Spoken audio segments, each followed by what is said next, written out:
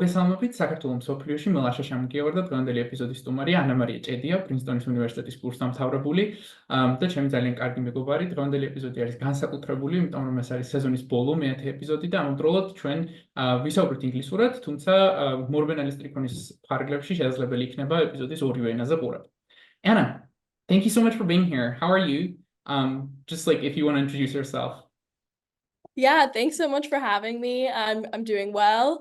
My name is Anna. I usually go by Anna. People sometimes call me Anna-Maria. And as you said, I just graduated from Princeton and I'm from Pittsburgh, Pennsylvania. That's where I spent majority of my life. I was actually born in New Brunswick, New Jersey, so very close to Princeton. So when I went back, it was like going back to my roots. And at Princeton, I majored in like public policy. So looking at different laws and looking at how policy can be made better for the United States specifically. I did a lot of domestic policy, working to reduce mass incarceration and criminal justice reform.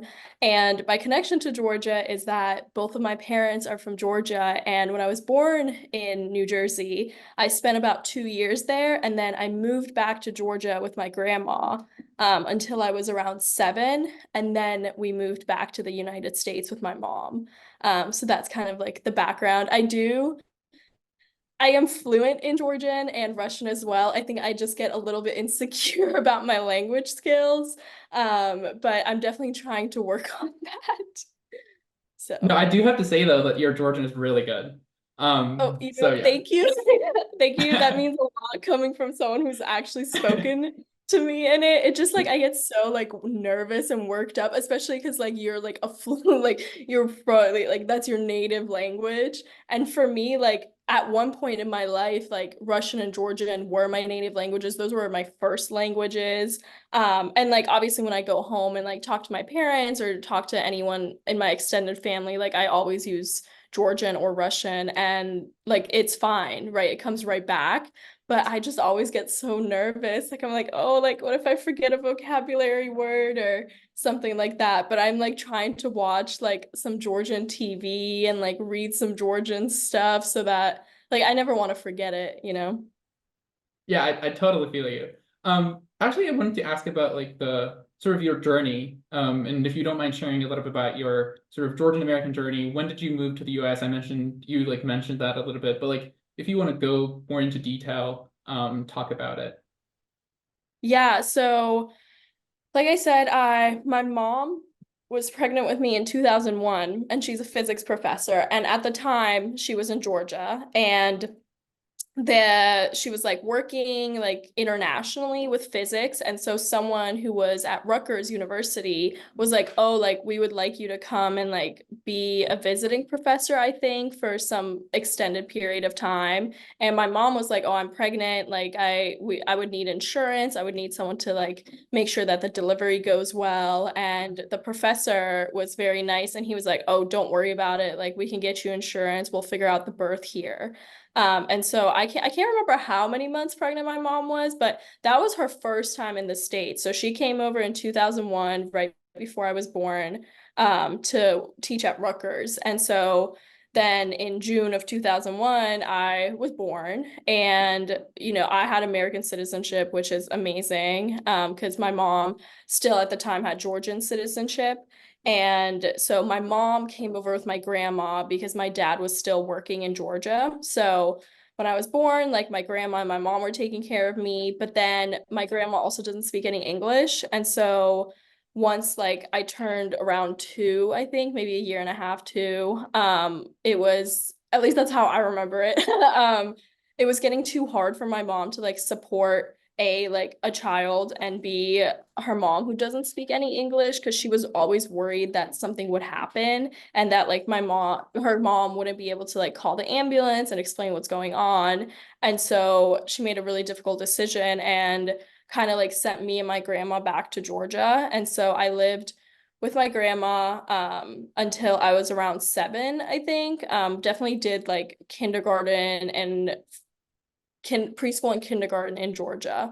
And my dad was there and he would help out, but at the whole time, like my mom would come visit as much as she could. I think maybe like every 3 to 4 months, but she was like all over the States. You know, she was at Rutgers for a period, then she moved to Kansas, and then finally she moved to New York City.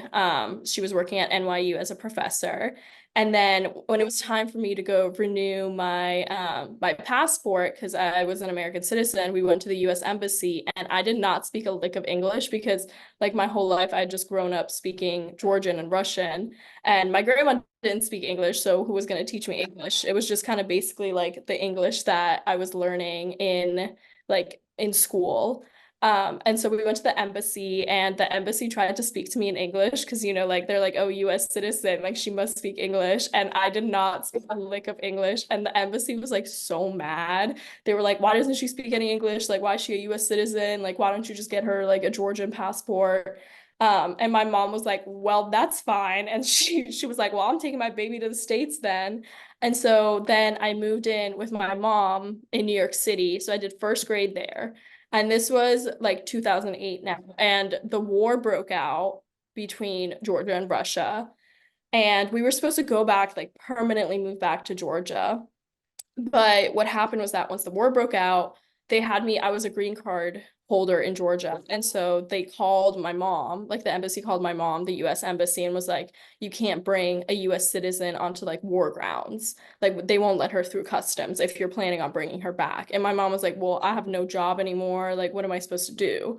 And this was like in the summer, I think. And so she sent out like a Hail Mary to like all of her little physics friends and was like, can someone please give me a job for a couple months until the war ends? Like they're not letting my daughter back into the country.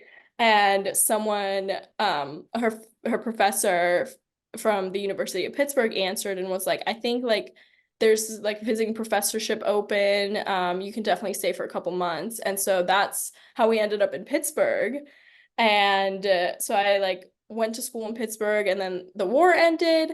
But my mom like found a more permanent position, and we were very happy. Like Pittsburgh is a place where you can really like grow up. Like it's a nice place to raise a family, and I was going to a good school. So my mom was like, actually, like maybe we'll like settle in Pittsburgh for a little. But I used to go back to Georgia like twice a year, and like for prolonged periods of time. Like it was almost like I was doing like 3 months of school in the US and then 3 months of school in Georgia, and then come back, like do 3 months again and 3 months again. Like I was just doing a lot of traveling to Georgia. Like we would go in the winter, and then we would also go, like I spent all my summers up until 10th grade of high school. So I would have been what, 16, until I was 16. All of my summers were spent in Georgia. And also we would go back during the winter, and we would go back early, like sometime in October even. As I got older, like I couldn't miss as much school. Like it was getting too hard to be in like two schools at once. And so we used to go back like closer to Christmas time, and I would still miss like I would say a month of my school in Pittsburgh, but I was like sometimes going to school in Georgia, and then I would also just like take my homework with me and like work in Georgia. All of my teachers were very accommodating to this now that I think about it. You know, you could never do like at Princeton, if you were like, okay, I'm leaving for a month, they would be like, no, you're not. And so yeah, I would like go to school in Georgia for a bit and then go back to States. And that's why I was like learning so like I was learning in Georgian and I was learning in English, and then at home, like I was also speaking Russian. And so like I had these like three languages, which I'm so thankful for. And so it's very hard for me to also like identify like my native tongue, because I think in English now. I don't know when the change happened, because I'm sure at some point in my life I did not think in English. But yeah, so that's kind of the story. And then as I got older, I just couldn't leave for prolonged periods of time like that. And when high school ended, the last time I went to Georgia was the winter after my junior year. So I was 17, I think. So now I'm 23. I haven't been back in almost 7 years. It's been a really long, I just haven't had the time, because during the summer, it's like, you have an internship, or like the summer after my senior year of high school, I wanted to spend with my friends. So I just haven't had like a period of time to go back. And then during the winter, it's like there was Princeton. And so I just haven't had a chance to go back. It's honestly a little sad, but I definitely like I try to keep up with my relatives, and like my mom never speaks English to me. She maintained that was a firm boundary like throughout my whole life, that we would never speak, like we'll text in English, but if we're in person, like we never speak in English. Same with my dad, and obviously my grandma does not speak any English at all.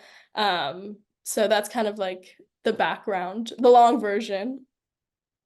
Yeah, no, thank you so much. I do have a lot of questions about like your connection to Georgia, but first I want to Yeah. sort of like get back to the high school years and like school years in general. Yeah. And like as like me as an international student, I did have like a lot of like culture shock coming to the US. Yeah. Do you like remember any of it, like having a culture shock or just like having any like good or like surprising experiences at school with American kids or like in general in terms of relationships? Yeah, so I think like I definitely, so I was like 7 when I was learning English, and that was happening in New York City, like right before first grade started. And I just remember like not knowing any English. Like that is like a core memory for me, is not understanding what anyone was saying. And like summer camp's supposed to be fun, you know, you go to the pool and you make friends, but like all I knew was yes and no. And so I remember someone being like, "What's your favorite color?" And I was like, "Yes." Because that's all I like, that's just such a core memory for me, is like not knowing to speak any English.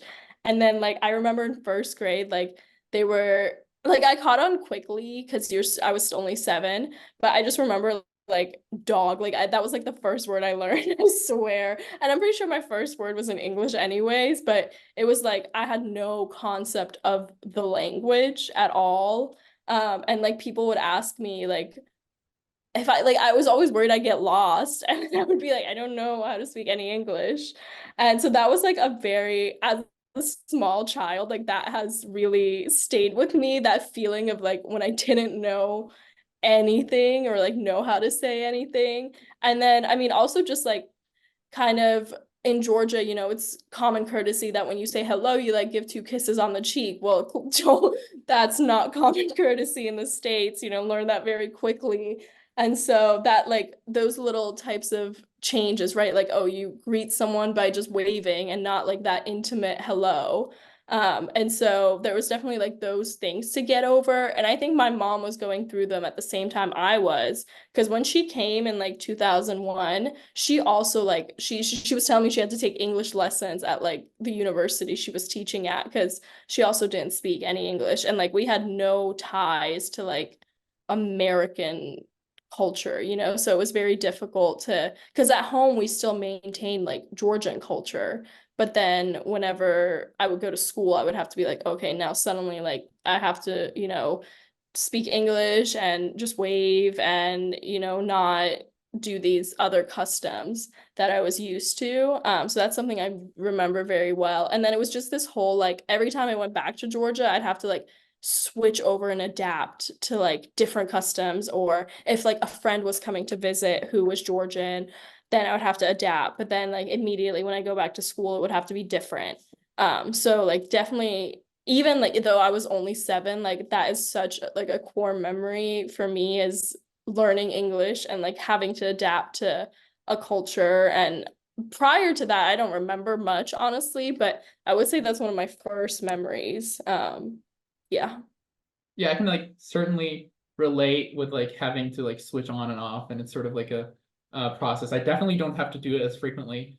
But now I have to ask like one of my favorite questions about sort of American culture in general. What are your like some of the favorite things in American culture for you? Because when I ask this question to international students, I get like lots of different like based For on the sure. time they spend there. But like for you, what are some of the things that are your favorite?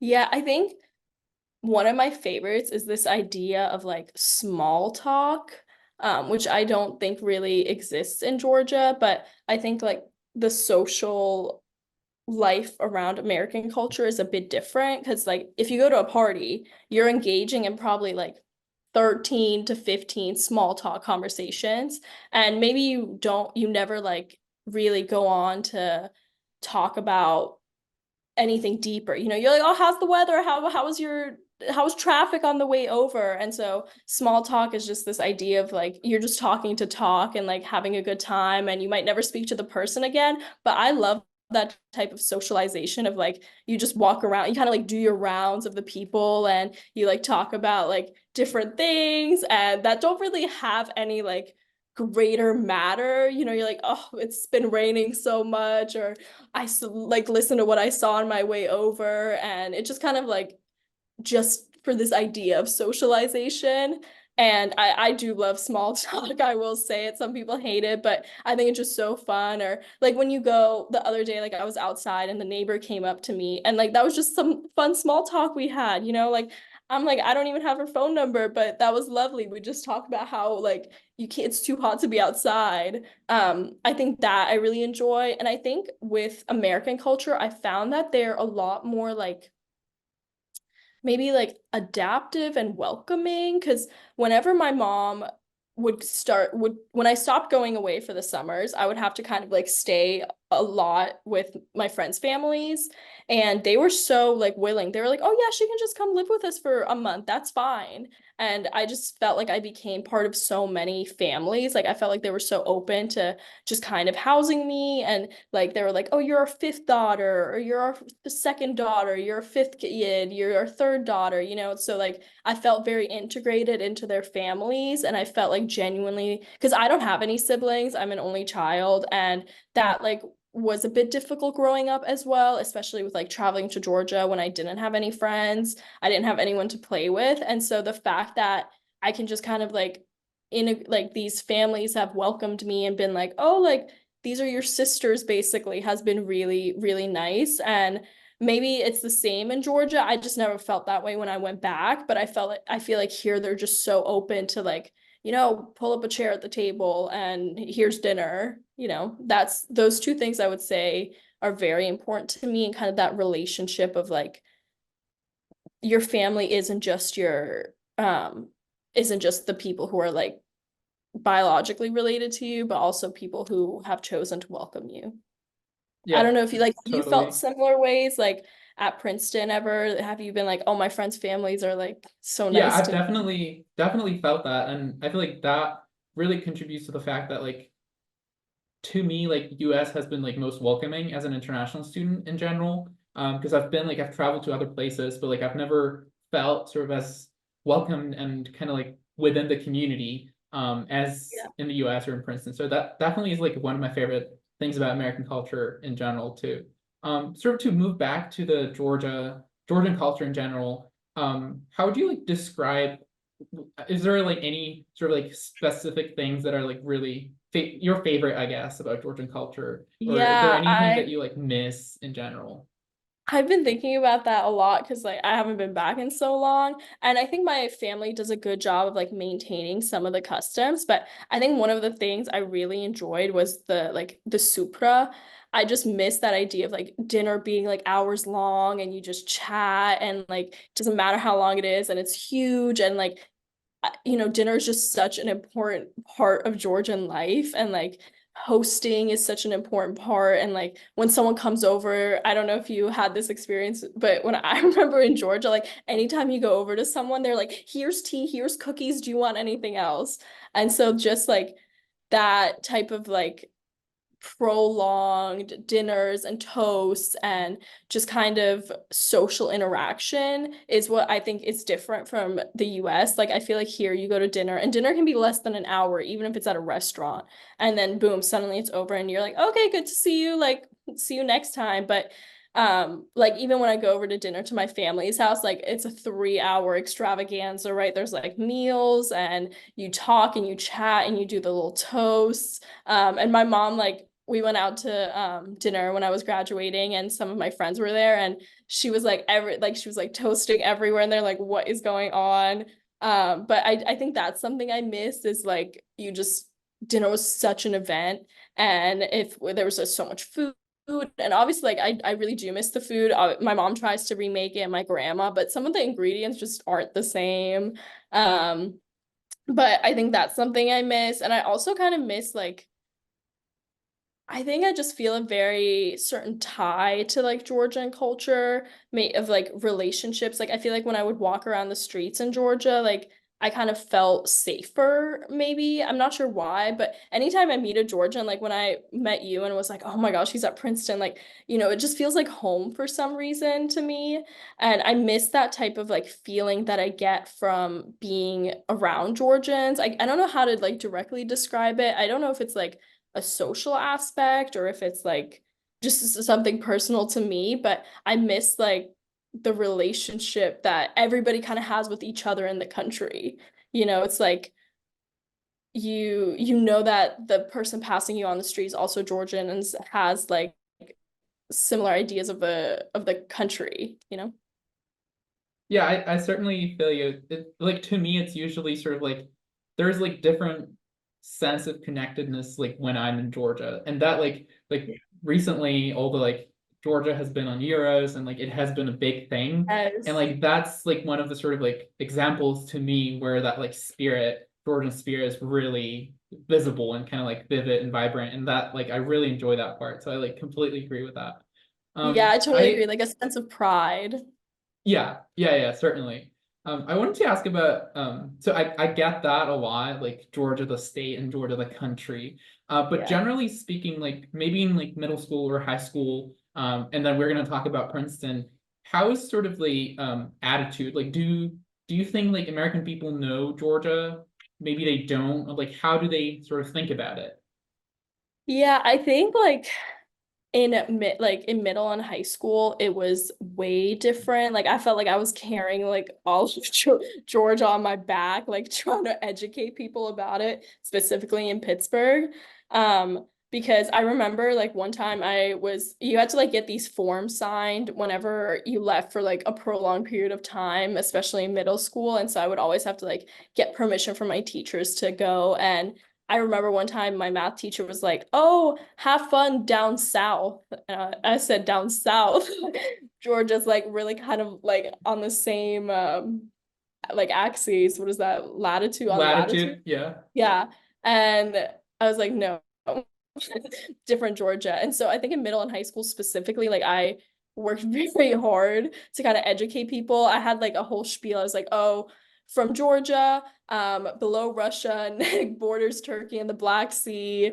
You know, so I had that going on in my head at all times, ready to kind of say it to someone. Or, you know, my fun fact would be, oh, I'm from Georgia, not the state, the country. And I think a lot of my friends, honestly, like they remember that. And they have so much Georgia awareness now because whenever someone mentions Georgia to them, they're like, oh yes, I know Georgia.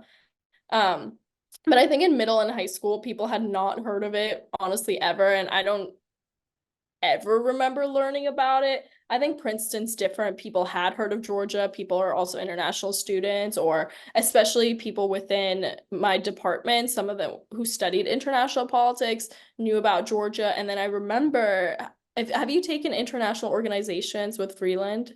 Not yet, but that's like one of the Okay. courses that's like on my bucket list, and I'm like thinking to take Good. it. So I remember he mentored Georgia in lecture, and I was like, oh my gosh, this is the best day of my life. You know, like finally I get a mention in a course. But I do think it's very not talked about ever. And maybe it would have been more if I was in middle and high school, maybe during when the 2008 war was going on, maybe it would have felt different. But I think it wasn't in the news and people didn't really know about it. It's small. Its population's what, like 5 million, I think, total, which is like the population of a state. Maybe like a state has more population. I think Pittsburgh's population's like 3 million or something, like greater Pittsburgh area. And so I just think people didn't really hear about it. But now I feel like Georgia and Tbilisi in particular is like going on these lists of like best places to visit or best wine, best food. And so I think people are more inclined to visit. And I always get like messages of, oh, I just read this article. Like anytime my friends at Princeton or from home hear about Georgia, they send a link. And I remember I was traveling during the Euros and when Georgia was like, or not traveling, but I was out and I got like 5 messages from people like Georgia won or Georgia scored or, you know, stuff. Are you watching the game? So I do feel like I don't know if you feel similarly, but I feel like I've worked very hard to expand the knowledge of the country and representation of it. Yeah, definitely like over the course of like last couple of years, I've certainly like felt like, for example, my friends from Georgia, the state, like whenever they say that they're from Georgia, they usually say that they're from Georgia, the state, and it feels really nice for them like Oh, to that's do nice. that. Yeah. And in general, like I felt that like it has increased like generally. And but like even like on my tours, that's like my opening punchline, sort of like I'm from Georgia, but Yeah. the country of Georgia, not the state. Yeah. But like overall, I definitely agree with like the fact that it has been like it's gotten more popular over time. You mentioned Princeton a few times, so like I feel like it's a really good time to talk about Princeton in general. I'm not gonna talk about it. This is like floor is all yours. If you want to sort of talk about Princeton experience and share maybe about Georgian community in general or anything you want to talk about. Yeah, so Princeton was my first choice. I got in and I was like, I'm going. I loved overall, like as I've graduated, I've had a lot of time to, reflect and process out my emotions. And like it was difficult. I cannot say that going to school there was easy, but even knowing what I know now, if 18-year-old me had to pick, or 17-year-old, 18-year-old me had to pick again, I would still pick Princeton. I think it was such an amazing time. And, I'm lucky that I even kind of got to steal another year out of it with my gap year. Even though I wasn't like really in Princeton, I was still like kind of part of the community, especially since it was during COVID.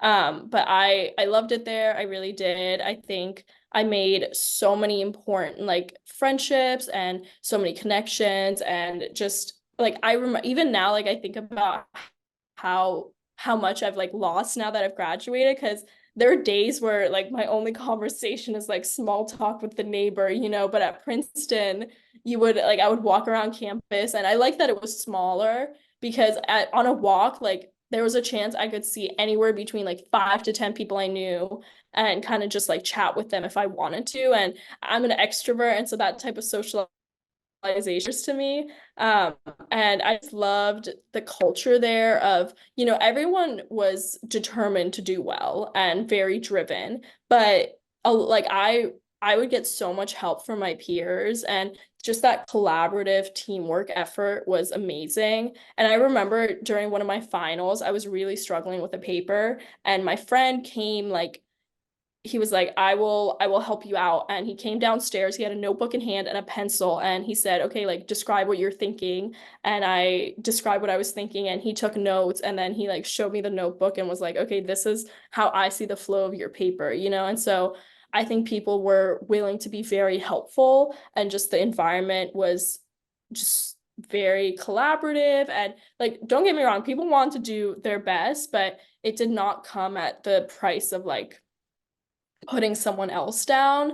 And I think I found very important communities at Princeton, but I do think that, you always hear about like these different clubs, but there's not like a Georgian club at Princeton, because I think like what now the population's back down to 2 when I graduated, yeah. So the most like Princeton people there ever were was like 3. And so I think that makes it very difficult, because like we found each other, which is great, and we were in the same eating club, so that makes connection easier. But at Princeton, time is also just so limited that if you aren't like running into people like in your eating club or in your classes or in your residential college or just at some club, you're not very likely to see them very often. And so I think that makes it very hard. But I think this year was like the closest I've felt to Georgian culture, because like we were able to connect. But other years I haven't really had any type of like experience with that type of community, which I definitely feel sad about. And I remember freshman year, I was working as like a receptionist kind of at McGraw, and I would like check people in. And this girl came and she checked in, and I recognized her last name as Georgian. And I said, "Oh, are you Georgian?" And she said, "Yes." And then COVID hit, so I never even got to see her again because I think she graduated. So I definitely wish there was more people. I think the people that are there are very close and tight knit, but I just wish there was a greater population. And then I think there's also people who have visited Georgia and are in love with Georgia.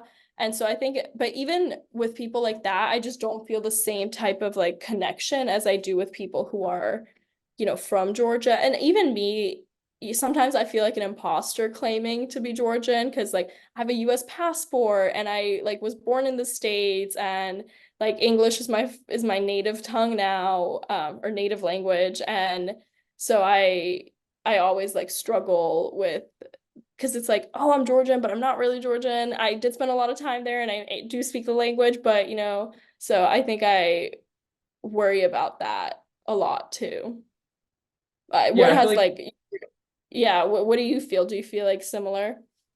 yeah, I feel like I can relate with a lot of things. Like Princeton, sort of like Georgian community is like very small, but I feel like the community that we have is like really close knit, and I love having that community. It would have been great to have a larger community, and at this point there is no like a Georgian society. Right. But we'll see how that goes. I'm still there, and fingers crossed, we'll see. Yeah. But yeah, it definitely is sad that there are not more Georgian students, and I feel like that would have helped to sort of increase awareness about it, and then like have a better sense of the community. Yeah. And I wanted to ask my last question about sort of the future, your plans, your interest in general, and also like if Georgia might play any role in it at some point.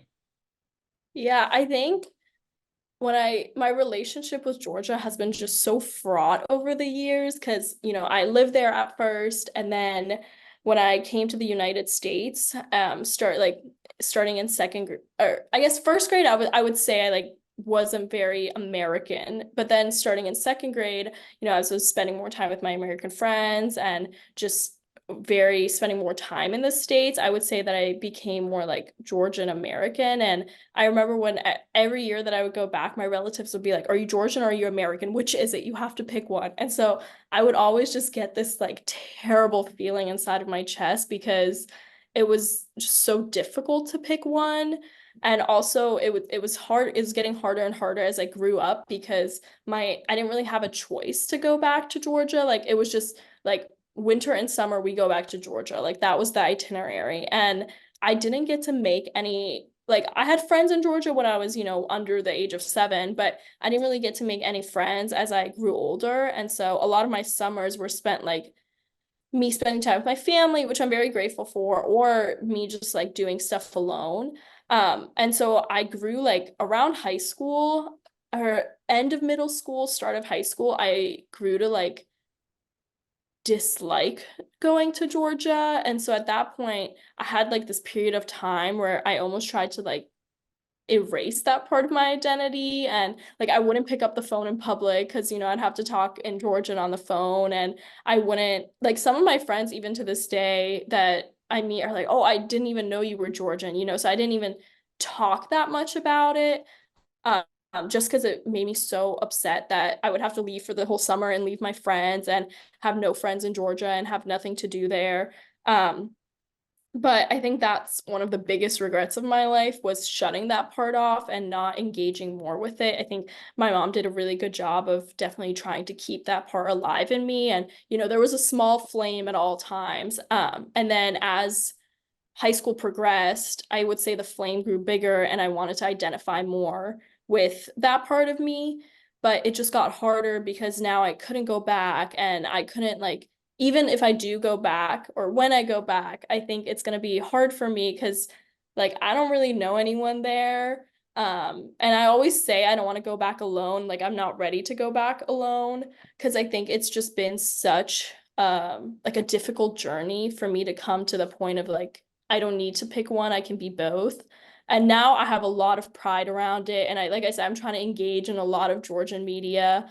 But I think it was just so difficult for me is like during those specific years of my life that really mattered, that it's still a very difficult conversation for me to have about like, oh, how do you, when people are like, oh, like, that's so awesome. Like, how do you feel about that? And I feel like people always expect an answer that's short and sweet. And I'm like, no, actually, this is the longest answer ever. Cause I don't know. Have you like, it's like the meme of when someone asks you something, they're like, but then this and this and that and that. And so I just think for me, it's been a very difficult journey. And I feel good at the place I'm at now. You know, like I love Georgia. I love that part of me. I love that heritage. I love to spend time with Georgians. But I think now I miss the critical time to like go back and make friends and make connections. And so I'm not ready to just go back alone. So I'm always looking for like, or when you're there, that would be the perfect time to go back or go back with a friend.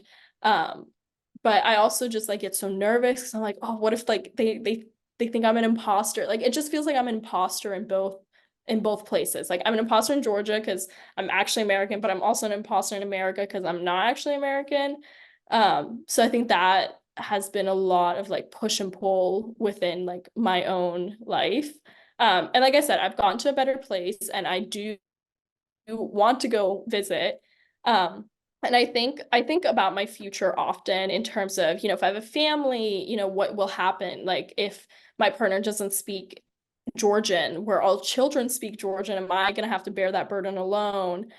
And so I always am like, oh, I hope like I go back to Georgia and when I go back I meet a Georgian man and that will like make everything so easy for me because I think I do want to like carry on that legacy because as an only child I would feel terrible if, you know, like my Georgian heritage and culture died with me. And I always think like, you know, in American culture, it's very common to take the last name of your husband. And I'm like, no, I think I'm gonna keep mine. And as a matter of fact, maybe he'll change his or I just always think about that type of future. And as I've graduated, you know, the world is my oyster. So I'm like, I could do anything I want. I could go find a job in Georgia or something like that. I do think I want to engage with it more. I definitely see like a point in my life where I do go back to Georgia for a year maybe and just kind of immerse myself in that culture. I think I am at the point of my life where I want to do that. I just also just feel these like insecurities of being an imposter and you know, I know I don't have an accent when I speak Georgian and I understand it very well. I can read it, whatever, but it's like I'm just so scared. It's like this part of me inside, like 7-year-old Anna who does it. It's that same feeling I felt when like I first came to the States and was learning English. I think I've done a lot of work to like get to a good place with my like understanding of Georgian American culture, but I think because it was such a hard journey that it's almost hard to now have to go back and kind of acknowledge how hard it was. And you know, my relatives are getting older and some of them pass away. So the Georgia that I'm going to go back to now is going to be like socially. And I'm also sure like geographically things have changed and politically things have changed since I've been back. And with all the politics, I try not to keep up with it because that part makes me too sad. And, you know, I think now as the like Russia and Ukraine's going on and Russia's like a big topic of conversation, people always ask like, oh, like how do you feel about this thing? And that can be like upsetting to me because I'm like, I just don't keep up with that. That's not, I don't want to talk politics. Like that's not, I'm not, I didn't study Georgia at Princeton. You know, that was not my area of study. I don't want to look at Georgia as just like a political country. Like to me, Georgia's a lot more. And so I would much rather tell people about like the social aspects of Georgia rather than engage in a conversation about politics. Thank you so much. It really was like, even though like I knew most of the things that you talked about, it was really special to have you as a guest today and like sort of hear your experiences as you mentioned, Georgian American culture and everything. So thank you so much again, and I No, wish you all thank the you for best. You're having always me. welcome.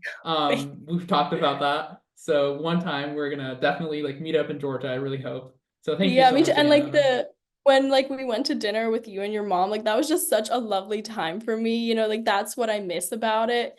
And I definitely hope to have more of those. I'm so like I'm so it's like this anxiety takes over me when I have to like I go like look at a plane ticket. I'm like, oh, can't do it. I can't press the button yet. But yeah, thank you so much for having me, especially this season finale. I feel so honored. I'm like, oh, me, special guest. So Thank you. this was awesome. And I'm about to go journal because this made me reflect about my Oh my my God. I'm so glad to hear that.